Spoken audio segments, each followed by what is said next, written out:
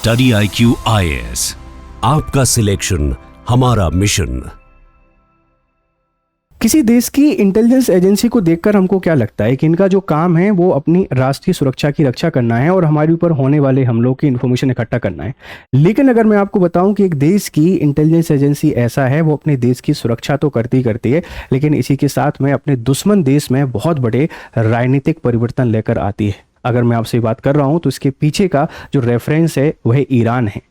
Iran में जो हुआ है उसके पीछे मोसाद का हाथ है। मैं नहीं कह रहा हूं, ये न्यूयॉर्क टाइम का दावा है। न्यूयॉर्क टाइम जो अखबार है उसने बोला है कि जो हुआ है ईरान में वो एक दिन की कहानी नहीं है। इसके पीछे सबसे बड़ा कंट्रीब्यूशन है मोसाद का। मोसाद ने कैसे ये सब कुछ किया और इसको करने के लिए ईरान के ही एक्स प्रेसिडेंट का सहारा लिया, उनको अपना एजेंट बनाया और बहुत बड़े तख्ता पलट की प्लानिंग यहाँ पर की। और हम इसको क्यों सही मान सकते हैं, उसके पीछे वजह है। आपने अगर कभी खबरों में पढ़ा हो तो रूस में जब परिवर्तन आ रहा था, जब क्रांति चल रही थी, तो वहाँ के जो सुप्रीम कमांडर थे उनको गिल्टी साबित कर दिया गया था, उन पर रिश्वत लेने के आरोप लगा दिए गए थे। आप यमन के सुप्रीम लीडर को देख लीजिए, लेबनान के लीडर को देख लीजिए, आप म्यांमार चले जाइए या नेपाल चले जाइए या बांग्लादेश चले जाइए, यहाँ जो कुछ हुआ वो वहाँ की सिर्फ राजनीतिक घटनाएं नहीं हैं। यहाँ किसी ना किसी इंटेलिजेंस एजेंसी का हाथ है। वो CIA हो सकता है, वो मोसाद हो सकता है, वो भारत का रॉ हो सकता है, वो कोई भी हो सकता है, क्योंकि इन इंटेलिजेंस एजेंसियों के पास सिर्फ और सिर्फ देश की सुरक्षा नहीं होती, इसके साथ में हमारे जो एनिमी कंट्रीज़ हैं उन पर राजनीतिक परिवर्तन लाना, उनमें तख्ता पलट करना भी इनकी रिस्पॉन्सिबिलिटी है। तो आज समझने की कोशिश करते हैं किस तरीके से मोसाद ने यूज़ किया एक्स जो प्रेसिडेंट हैं, उन एक्स प्रेसिडेंट का। और मैं इनके बारे में आपको बताऊं तो आप देख लीजिए, ये वो शख्स हैं, ये वही शख्स हैं। आप इनका नाम यहाँ पे इनको आप देख पा रहे होंगे, ये एक्स प्रेसिडेंट हैं।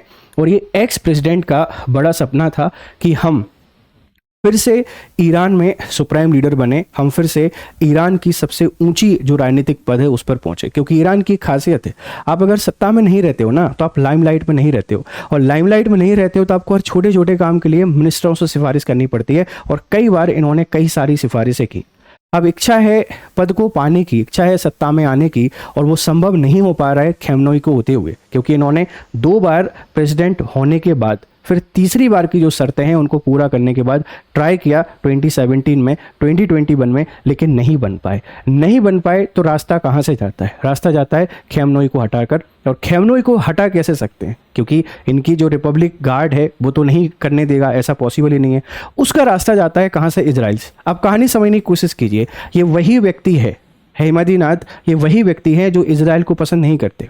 मोसाद इसको बिल्कुल पसंद नहीं करती, लेकिन राजनीति किस तरीके से एक दूसरे की फ्रेंडली होती है कि 2 विपरीत धुरी वाली व्यक्ति एक साथ आते हैं और ईरान में अपनी मकसदों को फुलफिल करने की कोशिश करते हैं। एक ऐसा व्यक्ति जो कट्टर रहा है वो बदलना शुरू होता है, वो सॉफ्ट होना शुरू होता है और बनता है एक सीक्रेट एजेंट के तौर पर मोसाद का। और ईरान में एक बहुत बड़ी चाल इनके द्वारा यहाँ पर चल दी जाती है। इस पूरे समीकरण को आप कुछ इस तरीके से समझ सकते हैं। आप देखिए, ये NYT की एक खबर है, NYT खबर है, ये मेरी खबर नहीं है, ध्यान रखिएगा। जुलाई 2026 में सामने आई रिपोर्ट के अनुसार इजराइल की खुफिया एजेंसी मोसाद ने महमूद अहमदीनेजाद जो हैं इनको एक जासूसी संपत्ति इंटेलिजेंस एसेट के रूप में भर्ती किया था। इस योजना का उद्देश्य ईरान में शासन परिवर्तन के बाद उन्हें एक नए नेता के रूप में स्थापित करना था। लेकिन यहाँ पे ढेर सारे सवाल और निकल कर आते हैं कि जब मोसाद ने इनको अपना एजेंट बनाया था और इनको ही अगर सत्ता का प्रमुख बनाना था तो अभी तक बनाया क्यों नहीं गया, और ये संभव हो क्यों नहीं पाया? ये भी कई सारे सवाल हैं, इन सवालों पर चर्चा करेंगे। लेकिन थोड़ा सा आगे चलते हैं, आगे बल्कि आप इस पूरी कहानी को जरा यहाँ पर देख लीजिए। मैं जिस व्यक्ति के बारे में आपसे बात कर रहा हूँ, इनका नाम है महमूद अहमदीनेजाद, और इनका संक्षिप्त परिचय देख लीजिए। ईरान के 6वें राष्ट्रपति 2005 से लेकर 13 तक 2 कार्यकाल उन्होंने बताया।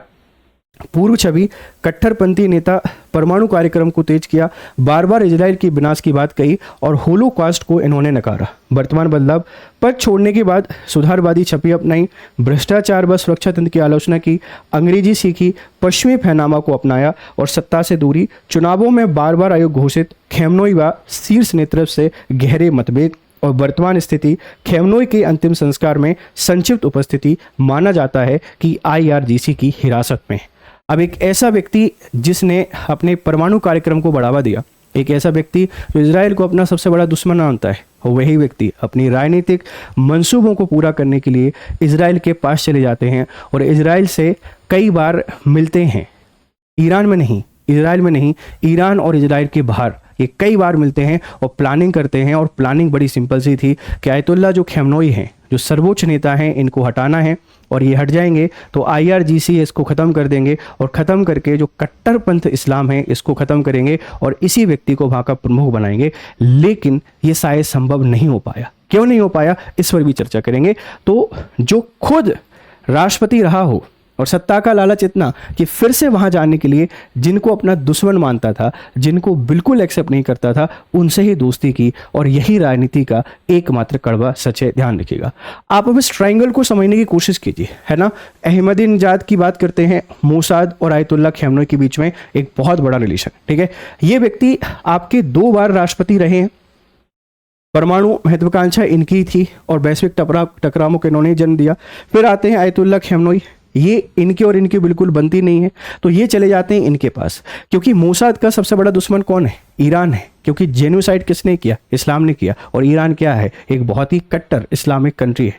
तो एक व्यक्ति और एक दुश्मन, आपने अगर देखा हो तो कौटिल्य के आप कभी भी थ्योरी को पढ़िएगा, मंडल थ्योरी का, और मंडल थ्योरी हमको बताती है कि जो दुश्मन का दुश्मन है वह हमारा दोस्त होता है, और यही कहानी इन दोनों के बीच में आ जाती है। आपस में डील कर लेते हैं और इनको हटाने की कोशिश की जाती है, फिर इनको सत्ता दी जाएगी। तो क्या ये पहली बार हुआ है क्या? नहीं, ऐसा पहली बार नहीं हुआ है, ऐसा कई बार और हुआ है। कहाँ पर हुआ है, जरा आप इसको भी देख लीजिए। देखो, ये जनरल दिमित्री पोलियाकोव है ना, ये सोवियत संघ रूस के हैं। सोवियत सेना की सबसे बड़ी जनरल और खुफिया एजेंसी GRU की शीर्ष अधिकारी, है ना, कट्टर कम्युनिस्ट और सोवियत देशभक्त। बदलाव क्यों होगा, सोवियत नीतियों से नाराज, लगा देश गलत दिशा में जा रहा है, दुश्मन से हाथ मिलाया, CIA के लिए काम किया और 25 साल तक सोवियत संघ के परमाणु और सैन्य रहे अमेरिका को बेचते रहे। तो ऐसा पहली बार नहीं है, ऐसा इससे पहले भी हो चुका है, और USSR को कमजोर बनाने में इस व्यक्ति का बहुत बड़ा हाथ है। अशरफ मरवान, ये मिस्र, इजिप्ट और इजराइल। मिस्र के राष्ट्रपति नासिर के दामाद और अनवर सदात के बेहद करीबी सलाहकार, सत्ता के सबसे बड़े शक्तिशाली व्यक्ति। लंदन में इजरायली दूतावास से संपर्क किया और मोसाद के एजेंट बन गए। कोडनेम द एंजल के नाम से हमको, मतलब इनका जो कोडनेम था वो एंजल यहाँ पे रखा गया। बड़ा मोड़, 1970 के योम किपर युद्ध से एक दिन पहले इजराइल को हमले की चेतावनी दी, जिससे इजराइल तबाह होने से बच गया। अंजाम 2007 में लंदन में रहस्यमयी तरीके से अपने अपार्टमेंट में मौत हो गई। हो सकता है कि मोसाद ने इनको मार दिया हो। रूस की कहानी, मिस्री कहानी। फिर है कर्नल ओलेग पोवस्की, सोवियत संघ रूस, ठीक है। सोवियत सेना के कर्नल और क्रेमलिन के शीर्ष अधिकारियों तक सीधी पहुंच। निकिता खुश्चेव के तानाशाही रवैये से नाखुश, लगा कि उसकी वजह से परमाणु युद्ध होगा, दुश्मन। CIA और MI6 को सोवियत मिसाइलों गुप्त जानकारी दी। क्यूबा मिसाइल संकट में दी गई जानकारी से परमाणु युद्ध यहाँ पर टल गया। अंजाम KGB ने पकड़ लिया और 1963 में फांसी दे दी गई। मतलब हम जो बात कर रहे हैं महमूद अहमदीजाद की, ये पहली बार नहीं है। इससे पहले रूस, इससे पहले मिस्र, इससे पहले फिर रूस, और अभी हम देखते हैं वर्तमान में चाहे वो नेपाल हो, बांग्लादेश, ऐसा हुआ है। मतलब अगर न्यूयॉर्क टाइम्स दावा कर रहा है तो ऐसा नहीं है खबर पूरे तरीके से झूठी हो, इसमें कुछ ना कुछ सच्चाई तो जरूर रही होगी। क्योंकि आप इस बात को समझ सकते हैं कि महमूद अहमदीजाद की बात करते हैं, वो चाहते थे फिर से सुप्रीम लीडर बनना, लेकिन उनके बीच की सबसे बड़ी जो बाधा थी वो बाधा हुआ करते थे आयतुल्ला खमेनेई, और उनको हटाने के लिए मोसाद से ना सिर्फ डील की, कई बार मिले, बहुत बड़े प्लान बनाए। लेकिन अमेरिकी हमले के बाद ये कहाँ गायब हुए, एक बहुत बड़ा सवाल है, उसको भी तलाशने की कोशिश करेंगे। तो एग्जाम्पल बताते हैं कि जो दावा किया गया है ये 100% सही है, लेकिन हो क्यों नहीं पाया वो एक रहस्य, शायद ये दोनों लोग यहाँ पर बता सकते हैं। अब ये सारी चीजें आपके पास शुरू कैसे होती हैं, आप इसको देखिए। इजराइल ईरान संघर्ष के 2 युद्धों की कहानी है। 12 दिवसीय युद्ध जून 2025 में 13 से 24 जून 2025 तक चला। ईरान ने नतांज परमाणु स्थल, वैज्ञानिकों व मिसाइल ठिकानों को निशाना बनाया। ईरान ने 550 बैलिस्टिक मिसाइलें व 100+ ड्रोन दागे।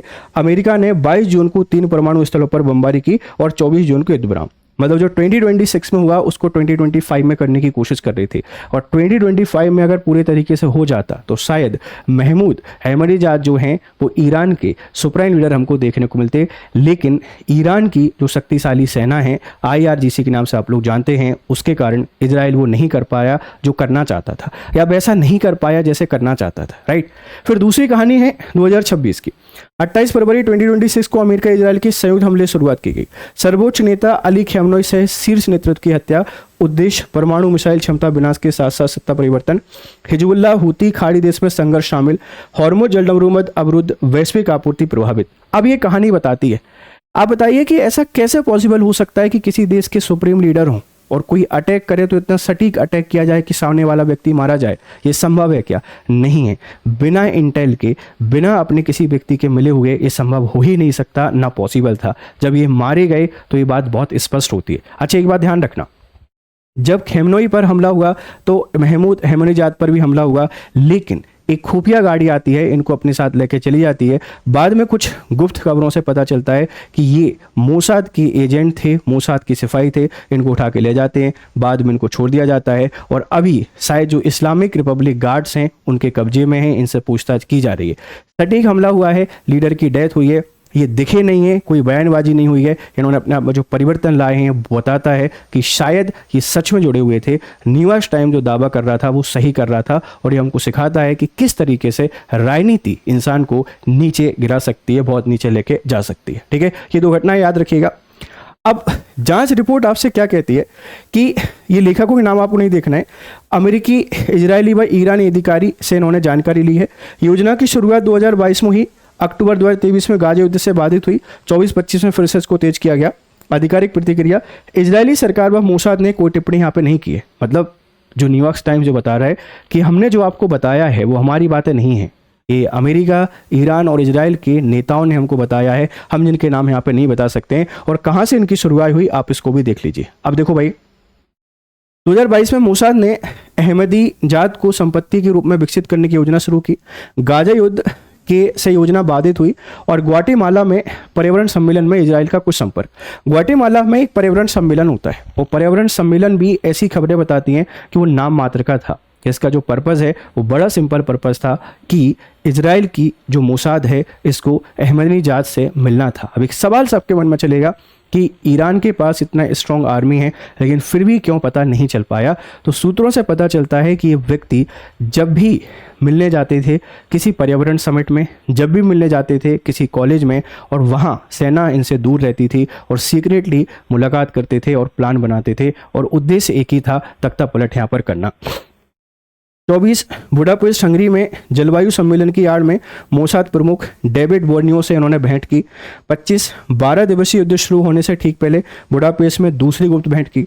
मतलब युद्ध शुरू होने से पहले ये बार बार मिल रहे हैं, पर्यावरण सम्मेलन या एजुकेशन जो समिट है उनके नाम पर जा रहे हैं और मोसाद को इंटेल दे रहे हैं, मोसाद को जानकारी दे रहे हैं अपनी राजनीतिक इच्छा पूरी करने के लिए।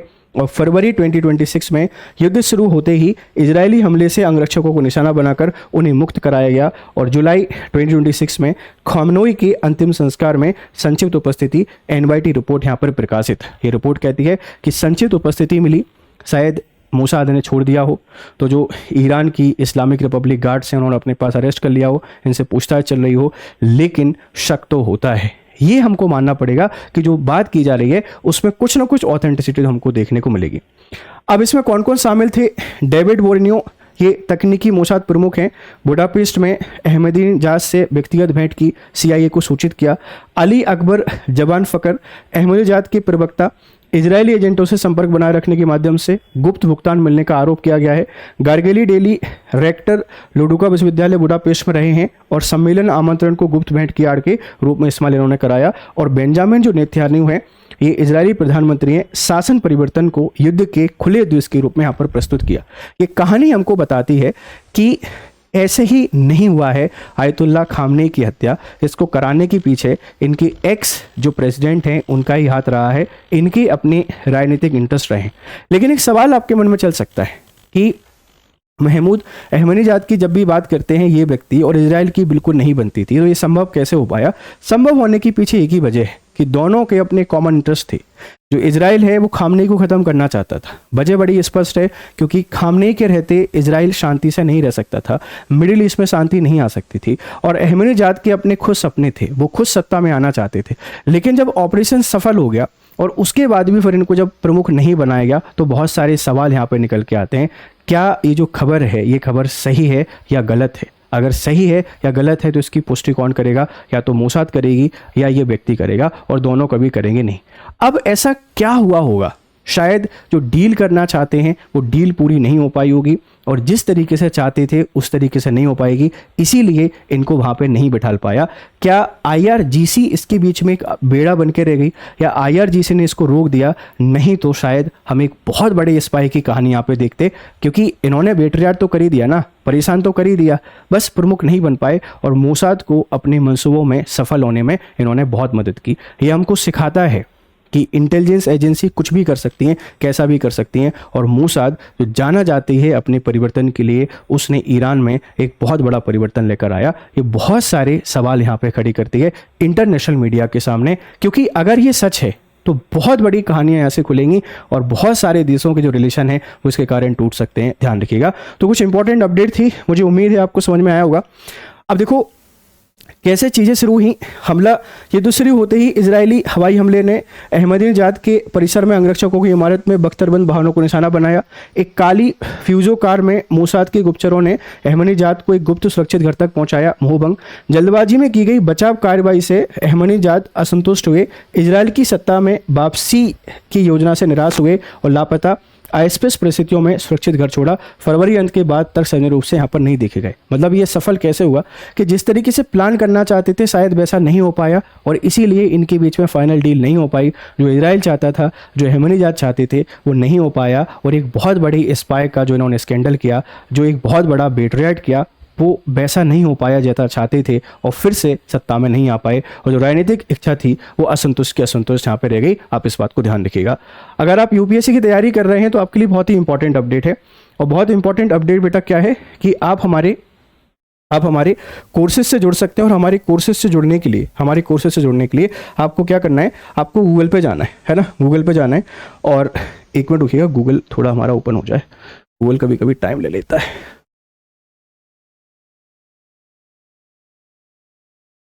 जब जरूरत हो तब गूगल थोड़ा परेशान कर देता है।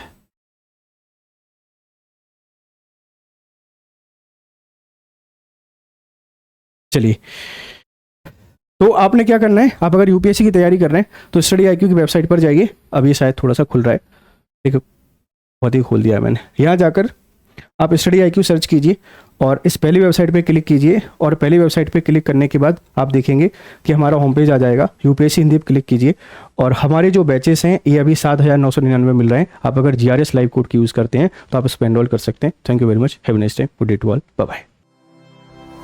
स्टडी IQ IAS, आपका सिलेक्शन हमारा मिशन।